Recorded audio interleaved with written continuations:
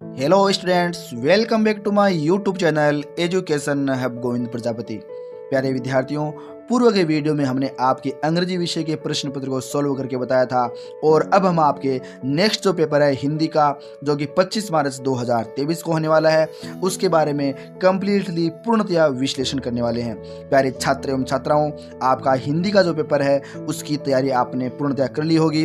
कुछ विद्यार्थी तैयारी को अंतिम रूप देने में लगे हुए हैं, तो आज का यह वीडियो उन सभी विद्यार्थियों के लिए है जिन्होंने अपनी तैयारी पूर्ण कर ली है। वो अपनी तैयारी की जांच इस वीडियो की सहायता से बड़ी ही आसानी के साथ कर सकते हैं और एवरेज यानी औसत विद्यार्थी जो हैं वो अपनी तैयारी इस वीडियो की सहायता से कर सकते हैं। मैंने पार्ट वाइज और अंक विभाजन सहित पूर्ण विश्लेषण इस वीडियो के अंदर किया है। आप अपने तैयारी को फाइनल टच इस प्रश्न पत्र के प्रारूप के अनुसार तैयारी करके दीजिएगा, ताकि आप अधिकतम मार्क्स जो है वो बोर्ड एग्जाम के अंदर हासिल कर सकें, प्राप्त कर सकें। प्यारे विद्यार्थियों, यदि आपको यह वीडियो पसंद आए तो प्लीज़ एक लाइक ज़रूर कर दीजिएगा तथा आप अपने मित्रों को, अपने परिवार के वो सदस्य भाई बहन जो कि कक्षा 8 में अध्ययनरत है, जिनके लिए यह वीडियो बहुत ही यूजफुल होने वाला है, उन सभी को आप यह वीडियो अधिक से अधिक शेयर जरूर करें ताकि वो भी इस वीडियो का अधिकतम लाभ उठा सकें। और यदि आप हमारे चैनल पर पहली बार आए हैं, पहला ही वीडियो आप हमारा देख पा रहे हैं, तो प्लीज़ हमारा यूट्यूब चैनल जिसका नाम है एजुकेशन हब गोविंद प्रजापति, उसको सब्सक्राइब जरूर करें, ताकि सब्सक्राइब करने पर आपको आगामी इसी से संबंधित जो कंटेंट वाली वीडियो हैं उनका नोटिफिकेशन प्राप्त होगा और आप उसका तुरंत सबसे पहले लाभ उठा सकें, फ़ायदा उठा सकें। तो शुरू करते हैं विद्यार्थियों आज का यह महत्वपूर्ण ज्ञानवर्धक वीडियो। राजस्थान राज्य शैक्षिक अनुसंधान एवं प्रशिक्षण परिषद उदयपुर के द्वारा आयोजित प्रारंभिक शिक्षा पूर्णता प्रमाण पत्र परीक्षा 2023 संपूर्ण राजस्थान में वर्तमान में चालू है और आपका हिंदी का नमूना का प्रश्न पत्र इनके द्वारा जारी किया गया है। इसका अर्थ ये हुआ कि इसी के अकॉर्डिंग आपका ये जो प्रश्न पत्र है, पेपर जो है हिंदी का, वह आने वाला है। आपको समय मिलेगा 2.5 घंटे और पूर्णांक आपका होगा 80 अंकों का। और अब हम बात करते हैं इस हिंदी के प्रश्न पत्र में किस प्रकार के आपका जो है प्रश्न आने वाले हैं। तो अब हम बात करते हैं, शुरुआत में आपको प्रश्न मिलेंगे वस्तुनिष्ठ प्रकार के प्रश्न, और वस्तुनिष्ठ प्रकार के प्रश्न आपको 8 मिलेंगे, यानी क्रम संख्या 1 से लेकर के क्रम संख्या 8 तक आपको वस्तुनिष्ठ प्रश्न मिलेंगे और प्रत्येक जो प्रश्न है वह 1 अंक का होगा। इस प्रकार कुल मिलाकर के आपके वस्तुनिष्ठ प्रश्न 8 अंकों के होंगे। अब हम बात करते हैं नेक्स्ट जो आपका पड़ाव होगा वह होगा अति लघुरात्मक प्रश्न। प्रश्न संख्या 9 से लेकर के 14 तक, यानी क्रम संख्या 9 से 14 तक आपको अति लघुरात्मक प्रश्न मिलने वाले हैं और आपको इस प्रकार कुल 6 प्रश्न मिलेंगे और प्रत्येक प्रश्न जो है 2 अंक का होगा। इस प्रकार कुल मिलाकर 12 अंकों के यहाँ पर ये आपके अति लघुरात्मक प्रश्न जो है वो क्या होंगे, होने वाले हैं। अब हम बात करते हैं यहाँ पर लघुरात्मक प्रश्न। प्रश्न संख्या 15 से लेकर के 21 तक, यानी क्रम संख्या 15 से 21 तक आपके लघुरात्मक प्रश्न होंगे। इस प्रकार कुल 7 प्रश्न होंगे और प्रत्येक प्रश्न जो 4 अंकों का होगा। इस प्रकार कुल 28 अंकों के यहाँ पर ये आपके लघुरात्मक प्रश्न हो जाएंगे। और अब हम बात करते हैं अंतिम पड़ाव की। जो अंतिम पड़ाव आपका होगा उसमें आपके आएंगे निबंधात्मक प्रश्न। कैसे आएंगे निबंधात्मक प्रश्न? क्रम संख्या 22 से लेकर 25 तक। कहां से कहां तक? क्रम संख्या 22 से 25 तक। कुल कितने प्रश्न होंगे? 4 प्रश्न और अंक कितने होंगे? 8 अंकों के, यानी प्रत्येक प्रश्न 8 अंक का होगा। इस प्रकार कुल 32 अंकों के यहाँ पर आपके ये निबंधात्मक प्रश्न होने वाले हैं और इस प्रकार आपके कुल 25 प्रश्न होंगे, कुल 80 अंक होंगे। बड़े ही शानदार आप इसकी यहाँ पर तैयारी कीजिए। हम यहाँ पर कंप्लीटली इनका जो सॉल्यूशन है वो आपको प्रोवाइड कराएंगे। आप यहाँ पर देखते रहिए आगे इस वीडियो को। हम बात करते हैं पहले प्रश्न की। जो पहला प्रश्न है वस्तुनिष्ठ प्रकार का प्रश्न है और उसमें लिखा है वर्ष पर्यंत बदलने वाली ऋतुओं में से किस ऋतु के लिए ऋतुराज शब्द का प्रयोग किया जाता है। तो इसका राइट आंसर हमारे पास में है। यहाँ पर आप 4 ऑप्शन दे रखे हैं और इन 4 ऑप्शन में से आपको पता चल गया होगा। राइट ऑप्शन हमारा होगा ऑप्शन स। क्या होगा? ऑप्शन स राइट ऑप्शन, यानी बसंत ऋतु जो है उसको ऋतुराज के द्वारा भी संबोधित किया जाता है। अब हम बात करते हैं यहाँ पर अपने नेक्स्ट जो क्वेश्चन है। नेक्स्ट हमारे पास में 2 नंबर क्वेश्चन है और 2 नंबर क्वेश्चन उसके अंदर लिखा है चिड़िया जब घोंसला बनाती है तब वह अपनी चोंच से किस चीज को दबाकर ले जाती है। तो यहाँ पर इनमें से 4 ऑप्शन दे रखे हैं, उनमें से राइट ऑप्शन आपका होगा ऑप्शन ब तिनके। तो आप क्या करोगे, ब्रैकेट के अंदर ब लिख देंगे। क्या लिख देंगे, ब्रैकेट में ब लिख देंगे। अब हम बात करते हैं नेक्स्ट जो क्वेश्चन हमारे पास में है, पुडुकोट्टई तमिलनाडु के अंदर है ना ये, में महिलाओं के लिए कौन सा कार्य सामाजिक आंदोलन बन गया है। तो इसका राइट आंसर हमारे पास में होगा ऑप्शन जो आप देख पा रहे हैं यहाँ पर, ऑप्शन ब साइकिल चलाना, यानी साइकिल चलाना यहाँ पर ये सामाजिक आंदोलन बन गया है। तो आप क्या करोगे, ब्रैकेट के अंदर ब लिख देंगे। क्या लिख देंगे, ब्रैकेट में ब लिख देंगे। अब हम नेक्स्ट जो क्वेश्चन है हमारे पास में है, मोहन चूड़ियां बेचने का कार्य करता है, मोहन का पैसा कहलाएगा। मोहन का पैसा क्या कहलाएगा। तो यहाँ पर इसका राइट ऑप्शन होगा ऑप्शन द मणिहारी। क्या होगा, ऑप्शन द मणिहारी। आप यहाँ पर ब्रैकेट के अंदर क्या लिख देंगे, द लिख देंगे। ब्रैकेट में क्या लिखेंगे, द लिख देंगे। अब हम यहाँ पर नेक्स्ट जो क्वेश्चन है उसकी बात करते हैं। नेक्स्ट जो हमारे पास में क्वेश्चन है वो क्वेश्चन दे रखा है, हिंदी सिनेमा में आलम आरा, आलम आरा एक फिल्म का नाम है। आलम आरा फिल्म अपना एक महत्वपूर्ण स्थान रखती है। कौन सी फिल्म, हिंदी सिनेमा की आलम आरा। तो यहाँ पर इसका क्या कारण है कि महत्वपूर्ण स्थान रखती है। तो इसका राइट ऑप्शन हमारे पास भी है, यह पहली बोलती फिल्म है, यानी आलम आरा फिल्म जो है हिंदी सिनेमा की पहली बोलती फिल्म है। तो राइट ऑप्शन हमारे पास में क्या होगा, इसका ऑप्शन ए हमारे पास यहाँ पर राइट होगा। अब हम बात करते हैं नेक्स्ट जो प्रश्न है, प्रश्न संख्या 6 नंबर प्रश्न में दे रखा है, कृष्ण की चोटी बढ़ाने हेतु मैया यशोदा उन्हें क्या क्या खिलाती है। यानी कृष्ण की जो मैया यशोदा थी वो उनकी चोटी बढ़ाने के लिए क्या क्या खिलाती थी उन्हें। तो यहाँ पर इसका राइट ऑप्शन है ऑप्शन ब, ऑप्शन ब राइट ऑप्शन है। आप यहाँ पर क्या लिख दोगे, ब लिख देंगे, दूध। ठीक है। अब हम बात करते हैं बच्चों, नेक्स्ट जो क्वेश्चन है 7वां क्वेश्चन, क्वेश्चन नंबर 7 है। उसमें लिखा है, योगेश ने गाय की रक्षा करने हेतु अपने प्राणों की बाजी लगा दी। अपने प्राणों की बाजी लगा दी, यहाँ पर ये रेखांकित शब्द है यहाँ पर। तो रेखांकित का मुहावरे का अर्थ आपको बताना है। तो यहाँ पर इस प्रश्न का राइट ऑप्शन हमारे पास में होगा साहसपूर्ण कार्य करना। ऑप्शन से साहसपूर्ण कार्य करना। तो आप यहाँ पर क्या लिख दोगे, ब्रैकेट में स लिख देंगे। अब हम बात करते हैं नेक्स्ट जो हमारे पास में क्वेश्चन है, इस वस्तुनिष्ठ प्रकार के प्रश्नों का अंतिम प्रश्न, राम ने टोपी पहनी। टोपी यहाँ पर रेखांकित वर्ड दिख रहा है आपको, ठीक है ना ये। तो रेखांकित शब्द का बहुवचन यानी टोपी का बहुवचन क्या होगा, ऑप्शन से, टोपियां, ऑप्शन से।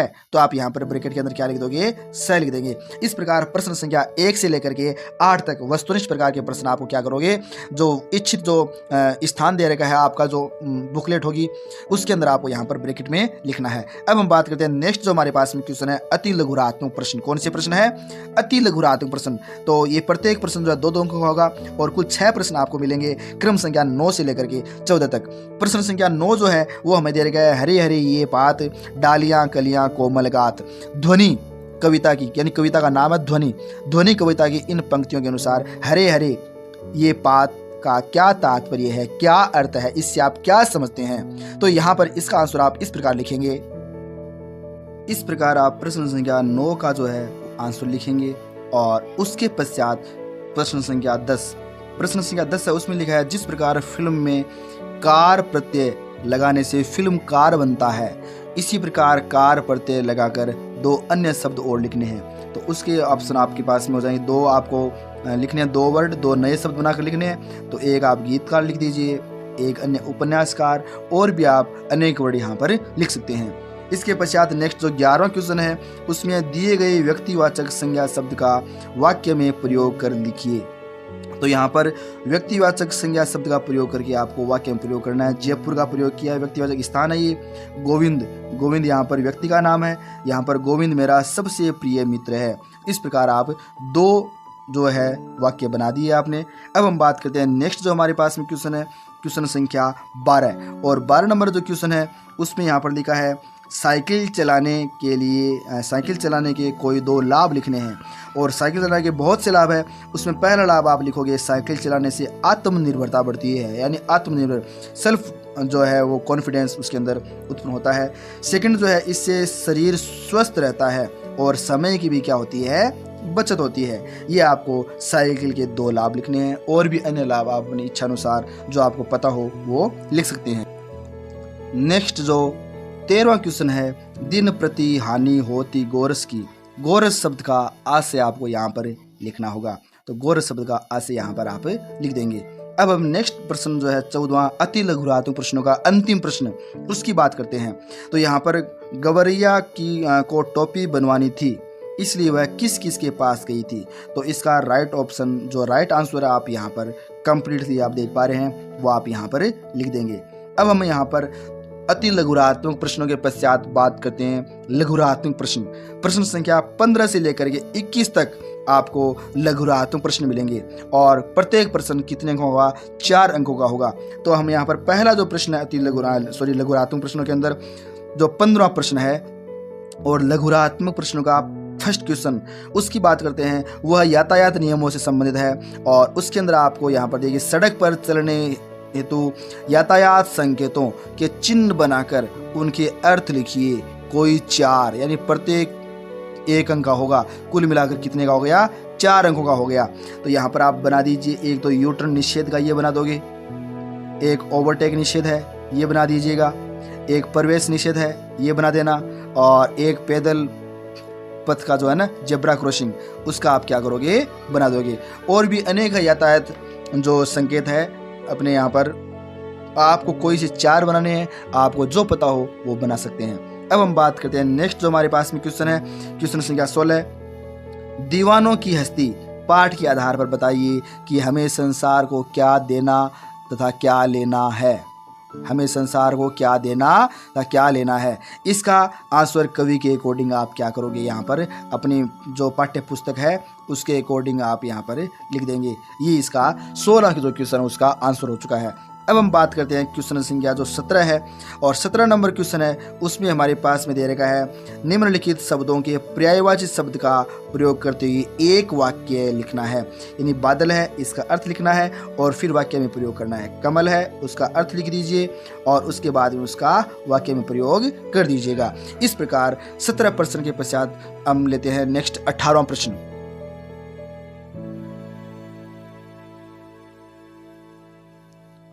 प्रश्न संख्या 18वां जो है उसमें दे रहेगा, कबीर घास की निंदा करने से क्यों मना करते हैं? पठित दोहे के आधार पर आपको क्या करना होगा?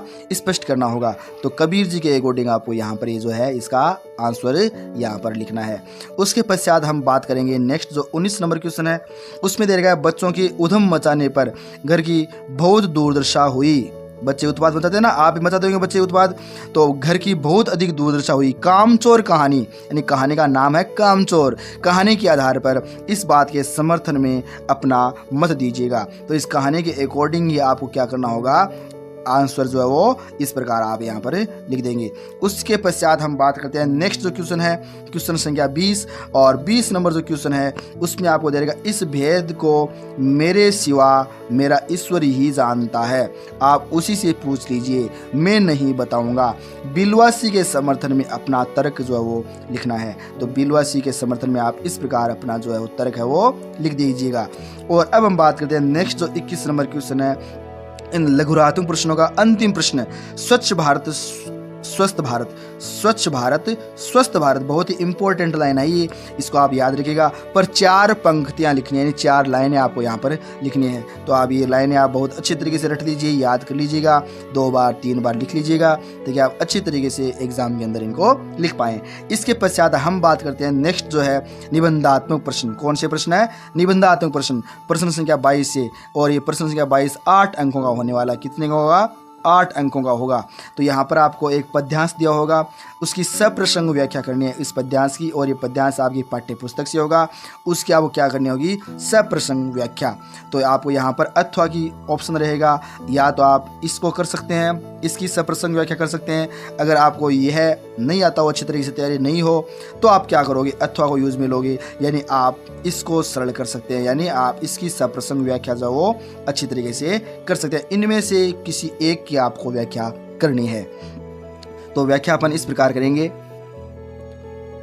यहाँ पर आपकी तैयारी के अकॉर्डिंग दोनों की ही व्याख्या की हुई है। सप्रसंग व्याख्या, यहाँ पर इस सप्रसंग और ये व्याख्या दोनों की हुई है आपकी तैयारी के अकॉर्डिंग, लेकिन आपको एग्जाम के अंदर किसी एक की सप्रसंग व्याख्या करनी है, दोनों की आपको वहाँ पर नहीं करनी है, क्योंकि उतना ही स्थान आपको वहाँ पर जो आपका प्रश्न बुकलेट है उसके अंदर मिलने वाला होगा, कहीं आप दोनों ही करने लग जाएं। तो इस प्रकार अपना यहाँ पर ही जो प्रश्न है प्रश्न संख्या 22 सप्रसंग व्याख्या वह कंप्लीट होता है।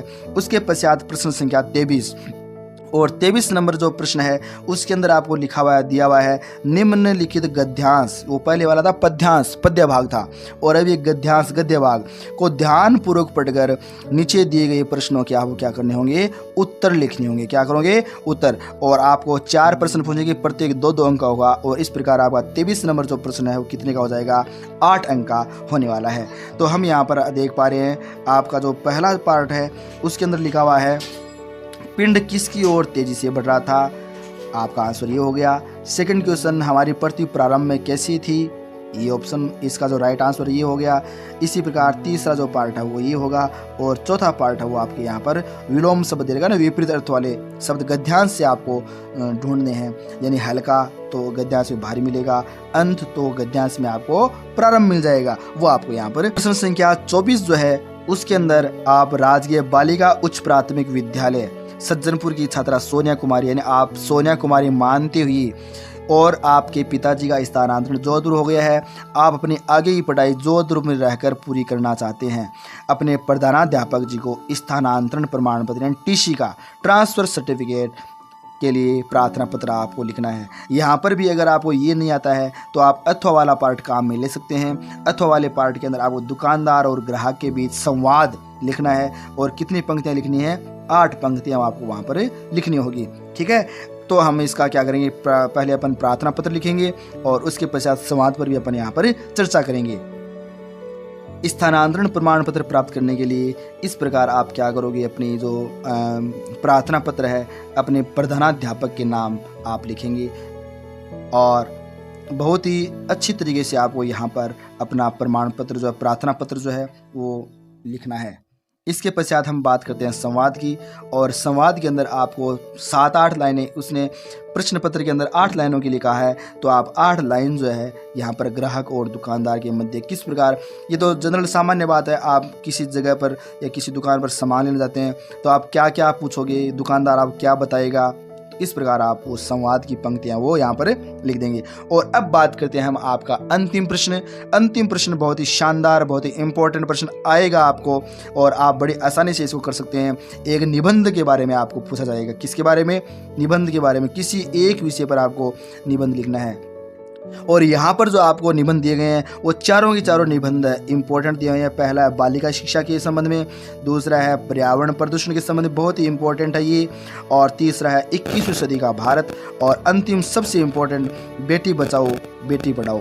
ये सबसे इम्पोर्टेंट आपका यहाँ पर होने वाला है। तो आपको यहाँ पर कंप्लीटली बहुत ही अच्छी तरीके से प्रस्तावना लिखनी है। पहले हम बात करते हैं बालिका शिक्षा के संबंध में, तो यहाँ पर प्रस्तावना लिखेंगे, बालिका शिक्षा की स्थिति व कारण, ये मुख्य बिंदु है, रूपरेखा के रूप में अपन यहाँ पर इनको लिख सकते हैं।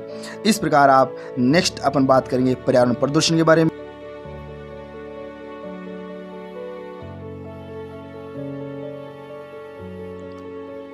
सेकंड जो पर्यावरण प्रदूषण है उसके बारे में आपको यहाँ पर ये रूपरेखा, आप अगर आप तैयारी कर लोगे रूपरेखा की, जैसे जो भी निबंध है विषय का उसके संबंध में, जैसे प्रस्तावना में क्या लिखना है, फिर पर्यावरण प्रदूषण का प्रभाव उसके बारे में आप क्या क्या लिख सकते हो, इसके पश्चात पर्यावरण प्रदूषण को रोकने के उपाय, उसके बारे में आपको 2-5 लाइनें जो है वो अच्छी तरीके से आपको यहाँ पर तैयारी करनी है। उसके पश्चात 21वीं सदी का भारत जो है उसके बारे में आप बहुत अच्छी तरीके से प्रस्तावना में आप क्या लिखेंगे, 21वीं सदी में प्रवेश के संबंध में आप 2-3 लाइनें याद ध्यान रखना। उसके पश्चात यानी जो रूपरेखा के पॉइंट है ना 3-4, पहला प्रस्तावना होगा, अंतिम आपका उपसंहार होने वाला है, बीच में 2-3 जो पॉइंट आप बहुत अच्छी तरीके से तैयार करके आप निबंध का जो पॉइंट है वो बहुत ही शानदार तरीके से आप एग्ज़ाम के अंदर कर पाएंगे। तो यहाँ पर ये 21वीं सदी के भारत के संबंध में अपन यहाँ पर ये 6 पॉइंट लिखे हैं, और अंतिम आपका निबंध था बेटी बचाओ बेटी पढ़ाओ। तो यहाँ पर आपकी प्रस्तावना हो गई, सामाजिक चेतना का प्रसार हो गया, अभियान का उद्देश्य हो गया, और इस प्रकार आपका यहाँ पर ये लास्ट जो पॉइंट होगा उपसंहार। आपको किसी एक के ऊपर निबंध लिखना है, हमने यहाँ पर चारों ही बताए हैं आपको, लेकिन आपको अपने जो प्रश्न पत्र आएगा, प्रश्न बुकलेट जो आएगी, उसमें केवल और केवल आप क्या करोगे, एक ही निबंध को आप यहाँ पर लिखेंगे, चारों नहीं लिखने हैं, केवल एक निबंध आपको यहाँ पर लिखना है। तो प्यारे विद्यार्थियों, आज का यह वीडियो आपको कैसा लगा? यदि पसंद आया तो प्लीज़ एक लाइक तो बनता ही है, और अधिक से अधिक आप इस वीडियो को अपने मित्रों को शेयर कीजिए, और हमारे चैनल को सब्सक्राइब जरूर करें। नेक्स्ट वीडियो के अंदर मैं आप ही के लिए आपके संबंधित कंटेंट वाला वीडियो लेकर फिर हाजिर रहूंगा। तब तक के लिए धन्यवाद।